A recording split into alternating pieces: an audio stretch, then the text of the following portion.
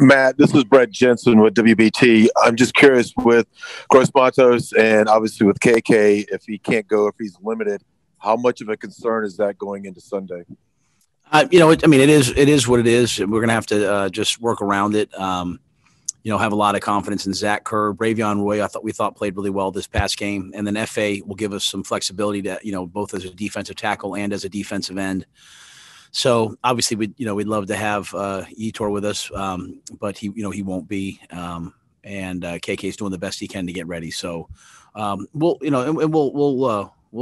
play with, the guys we expect to be out there and get a couple of the young guys ready. Hey, Matt, what happened with Yetur, if you don't mind? I think yesterday was listed with an eye injury. Yeah, it was in one-on-one pass rush and got hit in the eye. So initially it was an eye, but then I guess as the symptoms manifested, it was put in the protocol.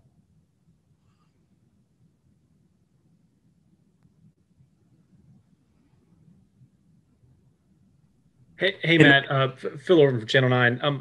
I'm wondering, I know this is your first year, but I'm wondering if you have kind of your protocols set for travel and obviously they're not different from what you've done in the past, but how kind of unique is it for some of the veterans that have traveled? Well, I don't think it's anything about me. I think for the veterans, for anybody that's been in the NFL, the NFL they've really set all the guidelines and protocols for this year with COVID. So, guys are used to, getting to a city and going out to dinner or anything like that. Obviously that's not able to happen this year, as per the NFL's directives. And so, I think all of us, everyone across the league right this year is following just this new set of rules.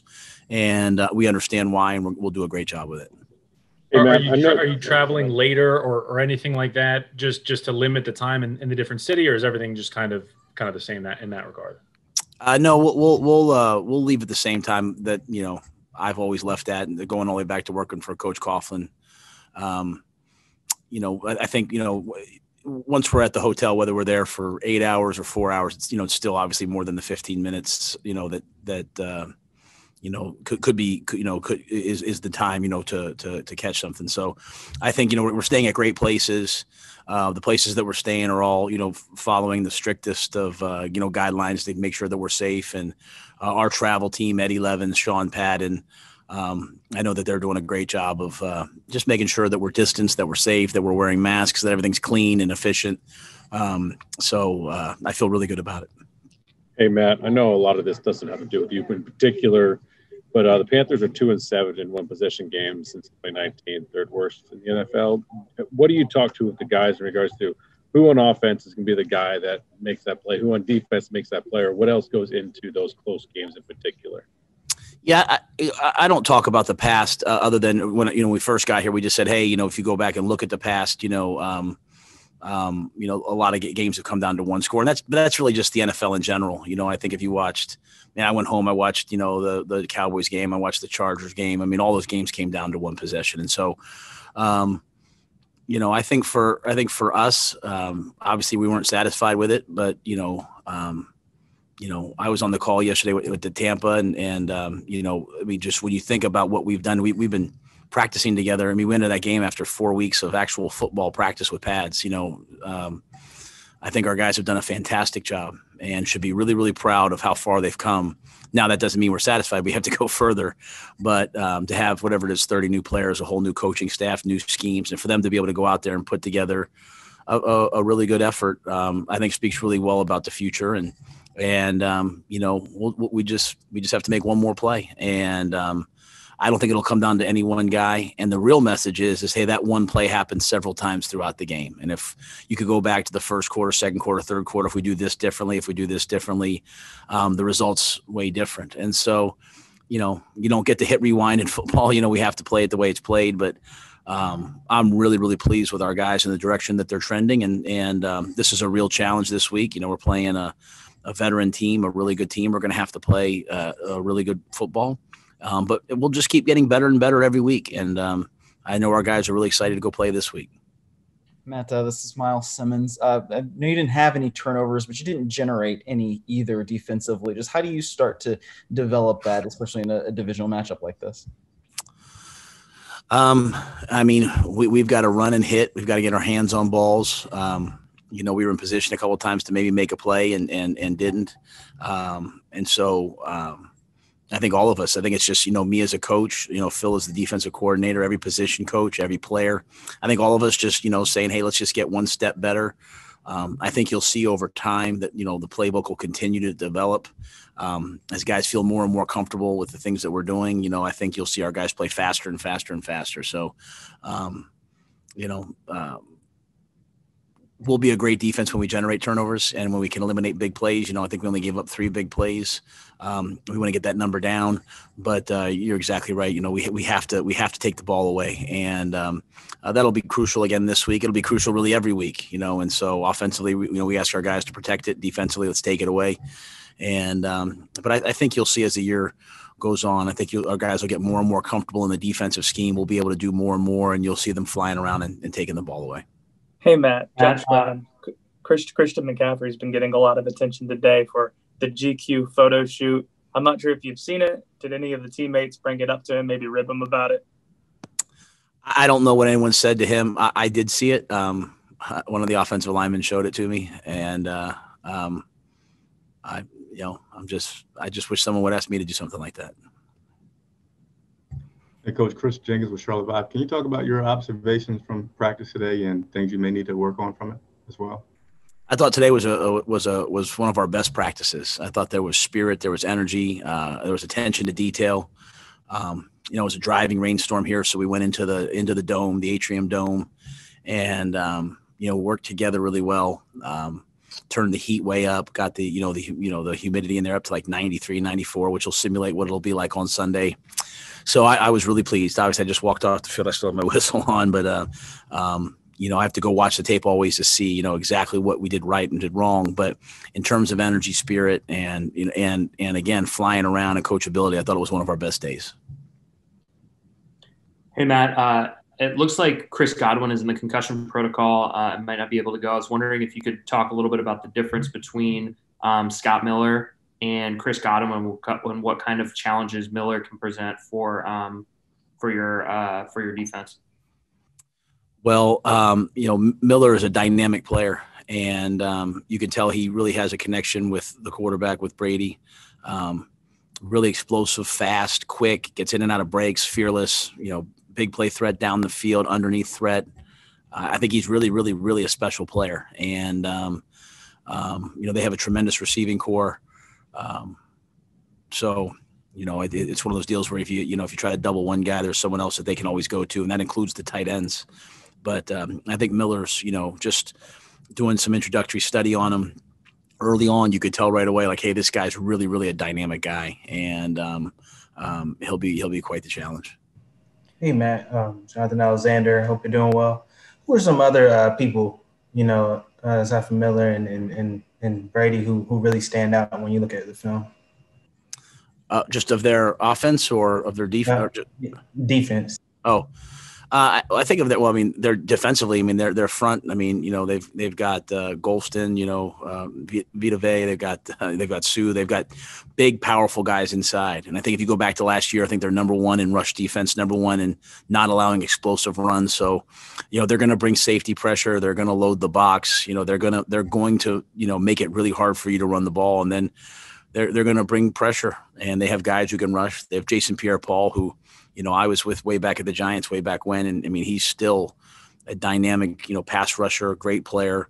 And, Shaq Barrett had 19.5 sacks last year. So they have linebackers who can run sideline to sideline, who can cover. I mean, they've really invested a lot in their defense.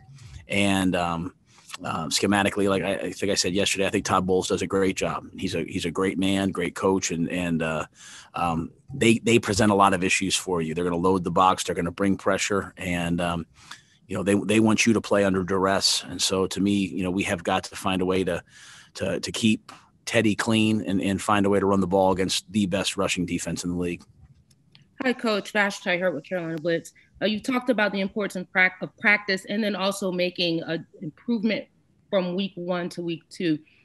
Do you find it easier or more difficult to coach up your players during practice after a loss? I don't know. That's a great question. I think, I think it just depends on the players. I think after a loss, you always have to balance, hey, let's correct this with guys, being frustrated, so you have to kind of balance that. I think after a win, you always have to, the same truth is there. So you should coach the same way, except, guys have a tendency to be happy and maybe can get complacent. That includes coaches.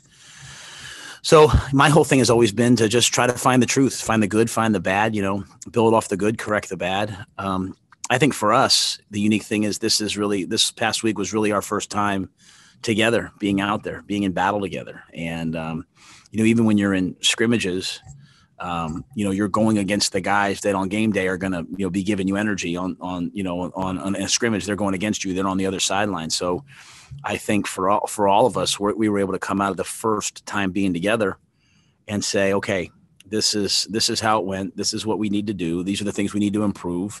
And I think real truth came out of that game. And so that's why I expect us to have our biggest jump, just because this is the first chance we had a chance to see each other. Like I said, I said to our players today, I mean, we're going on week 5 of again, padded football practice together. And so I'm really pleased with how they've gotten better. Now the key is don't have any throwaway days. Don't go out there and go through the motions. Go out there and really try to improve and get better at the things that you need to get better at. And sometimes maybe that's easier after a loss. For some guys, maybe it's easier after a win. But I think there's always truth in both of those, and you just have to go find the truth. On that note, with the less amount of padded practices that teams have had, do you think early on in the year, especially with no preseason, some of these results might be across the league might be a little bit misleading? I don't know if they'll be misleading. I mean, I think everybody's kind of dealing with the hard hand that they were dealt. I mean, I think just kind of looking at a lot of teams. Some teams are dealing with injuries, and I think what happens in an NFL season is you have some injuries, and then teams they get those guys back and they try to go make a run when everyone gets back and gets healthy. And so I think it's just kind of a balance of how your roster is, how healthy you are, all of those things. For me, I'm so focused on us and just trying to improve and build off the good things that we did last week and improve the things that we need to improve upon. So I'll be anxious to see us play this week. I'm really excited to see us play this week, and hope that we go out and play our best football.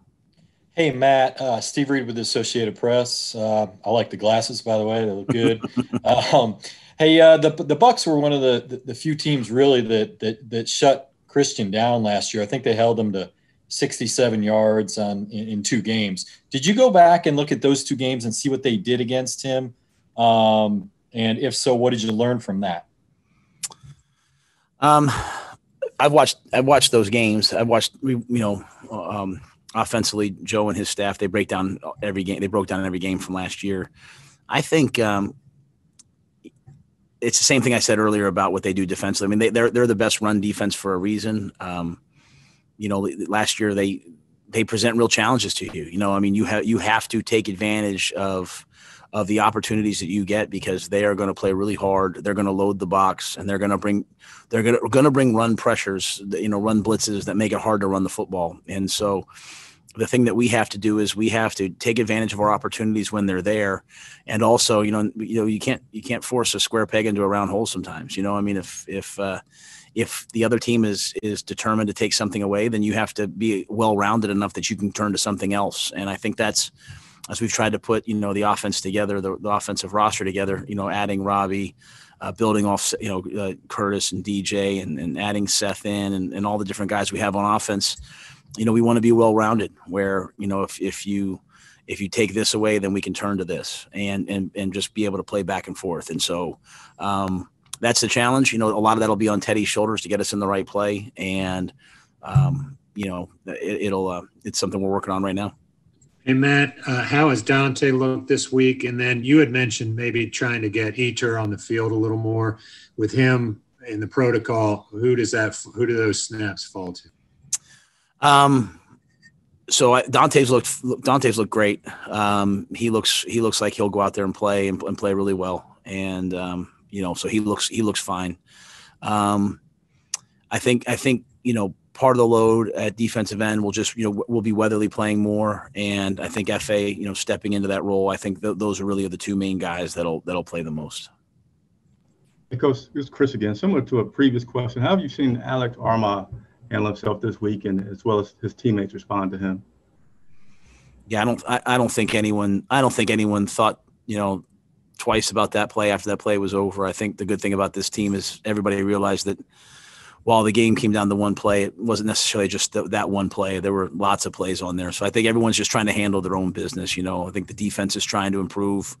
The defense knows they have to get off the field on third down, stop the run better.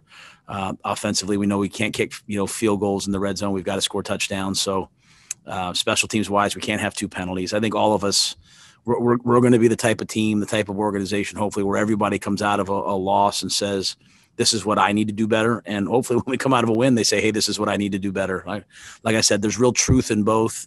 And we don't want to be an emotional overreacting team. We want to be a team that just methodically gets better. And so Alex, he did a lot of good things in the game. He converted the other 3rd and 1 down inside the 5 for us. And he'll continue to, I think, play a really big role for us. Hey, Matt, yesterday we got the chance to talk to. Are you expecting the backup quarterback to still be a week-to-week thing now that you're in the season? And obviously this would be a very, very horrible situation, but if you have to go to a 3rd quarterback with PJ Walker inactive Sunday, who is the 3rd quarterback? Yeah, that is really that is sad, not fun to think about. But I think we'd probably turn to Christian or Curtis and DJ. I think Joe has some things in there where those guys could go out there and be the quarterback.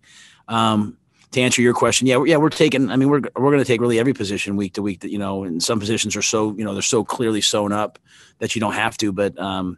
But I think both those quarterbacks. I mean, the great thing about what we have going on is we have 2 young quarterbacks that we believe can win and be starting quarterbacks.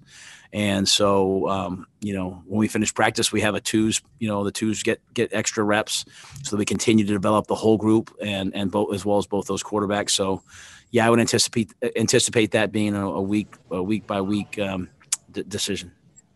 Hey, we'll take one more question. This will be the last question, Josh. Sure. Matt, yesterday we got to talk to Russell Okung, and when we were asking him kind of what his thoughts were on the week 1 performance of the offensive line, he really kept harping in on that 4th and 1 play and said, when we can't pick up a half yard, it's hard for me to evaluate the rest of the game because we failed at our job. Is that what you want from your veteran leadership, is to say, if we can't pick up a half yard, what are we doing out there? And what kind of role does he play, after a loss in bringing the guys back? Yeah. Sorry. I think Russell's one of the finest leaders. I've only been through 1 week with him, but just watching him day in and day out, and the way that he thinks about what he says before he says it, and the way people respond to him, he's one of the finest leaders, that I've ever been around. And I look forward to really enjoying his leadership and learning from it as the year continues. I think that sort of introspective, hey, let me not worry about everyone else. Let me look at myself. And as an offensive line, I think they do that as a group. I think that's exactly what we're looking for from everybody, right? We don't want to be a team that points fingers. We want to be a team that everyone says, hey, how can I get better? And I think there's real power in that. When you realize that, hey, I'm in control of me and the way that I play and I can improve, then you're never powerless. You always have the power to improve. I don't have any, we're so early in the season. I think our guys realize that we're just going to keep building and get better and better and better. And this is a day by day, week by week, process that we went out there the week 1, we did some good things, but at the end of the day, we didn't get the mission done. And so, we have that mission for that week to go 1-0. We didn't get it done. Everyone took ownership of it. I think that's great. I don't think that minimizes the things, just globally that we're doing. We have to continue to build off those. We have another chance this week to go 1-0. We have a mission this week. We're going to do our best to try to do everything we can to go out there and play our best football and find a way to go 1-0. And whatever happens in that game, we'll come back. We'll look at the tape. We'll see the truth. We'll be honest with ourselves, and then we'll get ready for the next one. And that to me is easy for a coach to say, but when you have veterans like Russell who are living it, who believe in it, then it's it's that much better and that much easier to build a program and build a team. So I'm grateful for him, and hopefully we can continue to build off that.